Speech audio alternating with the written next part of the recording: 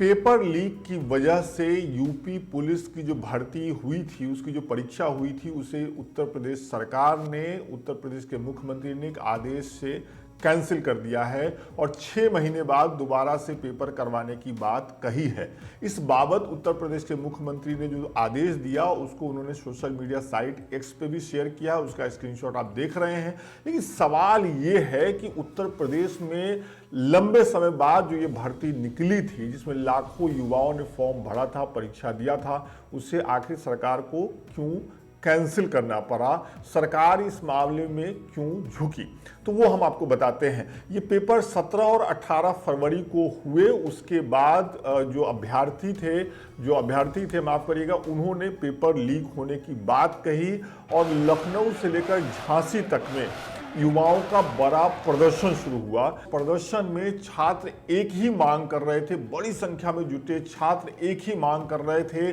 कि सरकार ये परीक्षा रद्द करे और दोबारा परीक्षा करवाए। सुनिए, सुबह हमारे साथी रजनीश यादव जब लखनऊ के इको गार्डन में पहुंचे जहां छात्र जुटे हुए थे, तो उन्होंने क्या कहा। जैसे एग्जाम के फीस केवल 400 रुपये हो और वो पेपर 10-10, 15 रुपए में बिक चुका हो, तो ऐसे ही जब एग्जाम की डिमांड लेकर हम लोग यहाँ पर आप कुछ साक्ष्य दिखा रहे थे। देखिए, पहले ट्वीट किया गया था। अच्छा। विवेक सर ने ट्वीट किया था कि देखिए साक्ष्य, फिर भी सरकार ने कुछ कहा कि भ्रामक जानकारी है, जबकि हम लोग पहले से पहले ट्वीट कर चुके थे। हर बच्चे के पास साक्ष्य, वीडियो भी वायरल हो रही है। दिए गए हैं? हाँ, दिए गए हैं। कल यहाँ से 7 लोग गए तो उन्होंने भी साक्ष्य दिए हैं, वहाँ जाके कल दे दिए गए हैं, फिर भी कोई वहाँ से कुछ सुनवाई नहीं हो रही है। तो अब आप लोगों को क्या स्थिति, आप लोग क्या कर रहे हैं? जब तक हम लोगों की एग्जाम की डेट नहीं होगी तब तक हम लोग यहाँ से नहीं जाएंगे। ऐसी ही बातें, यही मांग सरकार से लगातार छात्र अभ्यर्थी कर रहे थे, जिसकी वजह से उत्तर प्रदेश की योगी सरकार को आज ये फैसला लेना पड़ा कि यूपी पुलिस की भर्ती की जो परीक्षा हुई थी उसे रद्द कर दिया जाए, उसे 6 महीने बाद करवाया जाए फिर से।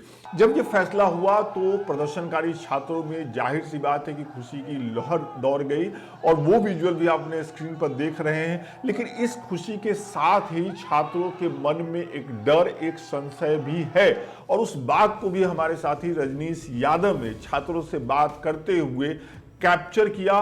वो डर क्या है, वो संशय क्या है, वो आप सुनिए। तो हम लोग मेहनत से पढ़ते हैं, अगर पढ़ने के बाद अगर हम लोग नहीं जा सके और जो बच्चे नहीं पढ़ते हैं 2-4 दिन में अगर पेपर पाके वो सिलेक्शन हो गए, बताइए अध्यापक को कितना तकलीफ होगा, हम लोग कितनी तकलीफ होगी।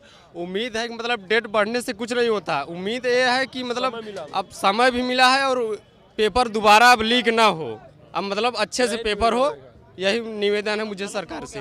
कि संघर्षों के साये में इतिहास हमारा पलता है, जिस ओर जमानी चलती है उस ओर जमाना चलता है। बात बिल्कुल ठीक है, सरकार की ही ये जिम्मेदारी है कि वो इस बात को लेकर के छात्रों को और परीक्षा में बैठने वाले हर छात्र को, हर अभ्यर्थी को ये भरोसा दिलाए कि वो जो पेपर लिख रहे हैं, वो जिस पेपर के लिए महीनों से तैयारी कर रहे हैं, वो लीक नहीं होगा और जो लोग लीक कर रहे हैं उनके खिलाफ कड़ी कार्रवाई की जाएगी। हालांकि आज जो आदेश आया है परीक्षा को रद्द करने का, उसमें उत्तर प्रदेश के मुख्यमंत्री ने कहा है कि जिन्होंने भी ये पेपर लीक किया उन पे कार्रवाई होगी और अगली परीक्षा का पेपर लीक न हो ये सुनिश्चित किया जाएगा। छात्र जब ये जान चुके हैं कि परीक्षा रद्द हो चुकी है, परीक्षा दोबारा से होगी, तो वो मजबूती से ये मांग कर रहे हैं। आपने खुद सुना कि अब जो दोबारा परीक्षा हो या राज्य में जो दूसरी प्रतियोगिता परीक्षाएं हो नौकरी के लिए, उसका पेपर लीक